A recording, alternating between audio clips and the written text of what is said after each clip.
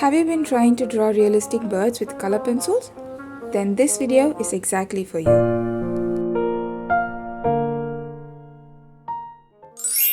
Hey everybody, and welcome back to another video. And in this video I'll share with you my tips and tricks on how I would draw a realistic bird, so keep on watching. First of all, you need a good sketchbook, and this one is by the brand Brustro. As always, start off with a light sketch. All the materials that I've used in this video are listed in the description box down below, so don't forget to take a look. I'm using this Kneadble eraser by Faber Castell to get an even lighter sketch. It is really important to do this because we don't want the graphite to show up through the color pencil drawing. I'm using this 12 color pencil set by Derwent Academy, and I'll leave a link to its review in the description box down below. I'm starting off with the beak first. As you can see on the image on the top left, the beak has so many colors on it. But since I'm only using a 12 color pencil set, the only way for me to achieve that is by layering a lot of different colors on top of each other. This process of layering a lot of different colors together is going to take a lot of time, so be patient.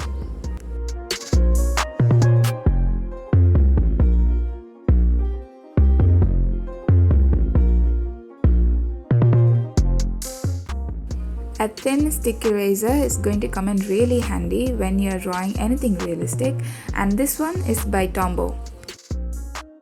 You will also need a brush just to dust off the eraser waste from the drawing. Now I'm using the stick eraser to lift up some of the color pencils to reveal some brighter highlights. If you like this video so far, then don't forget to subscribe to this channel and click on the bell icon so that you'll never miss any new notifications from this channel. Since there are a lot of feathers around this lower beak area, I'm not going to finish it now. I'll finish it after I've done the feathers.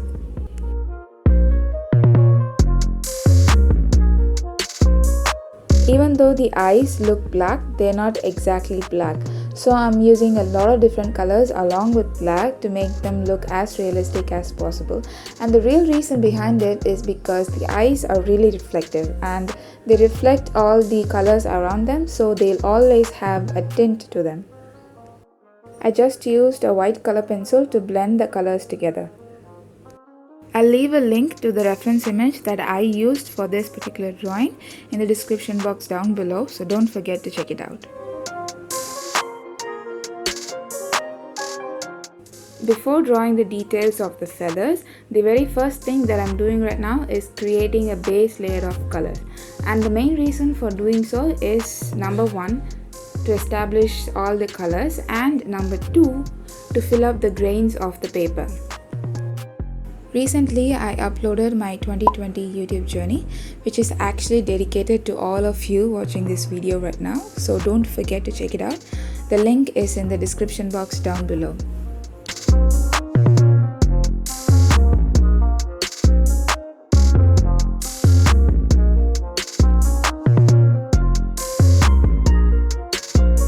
And now I'll draw in small strokes to establish the shape and the direction of the feather.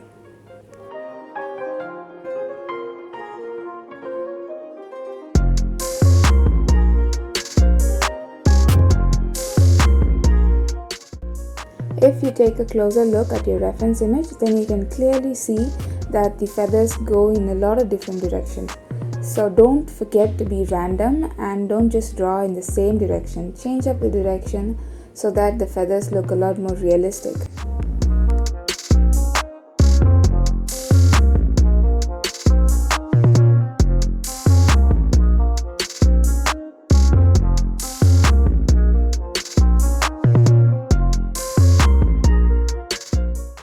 And now I'm using a brown color to establish the shadows on the feathers. As soon as I added that brown color, you can clearly see that the feathers are starting to look a little more three-dimensional. Once I've done that, I am using a black color pencil to intensify the shadows and also to give the feathers their shape.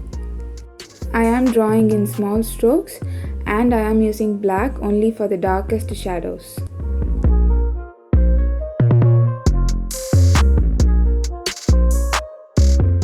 If you like to use this exact drawing as your reference, then you can find it on Pinterest on LaRa Art Unlimited.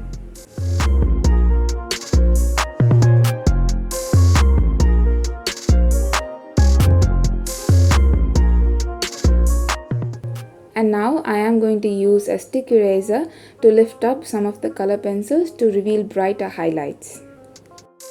It is actually erasing the top layer of color pencils that we just did. But keep in mind that you can never erase a color pencil layer completely. So if you want even brighter highlights, then it is always better to preserve them. And now I am adding a layer of yellow to cover up those white spots.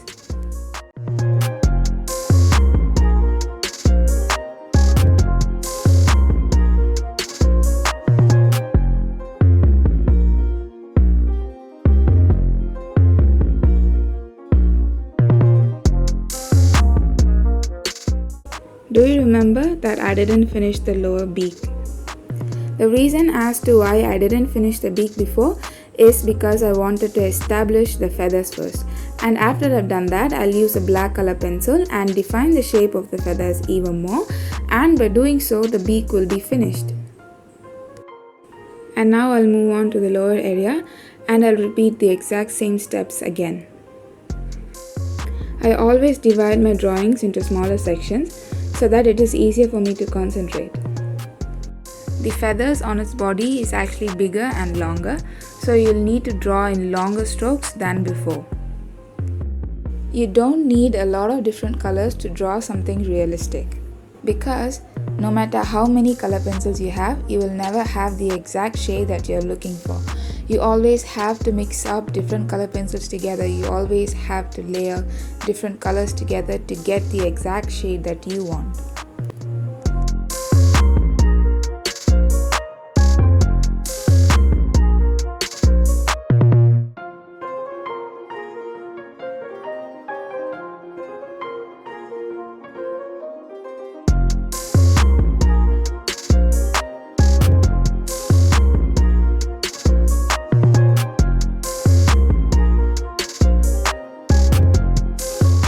To define the shape of the feathers on its body, you need to draw in these elongated V shapes.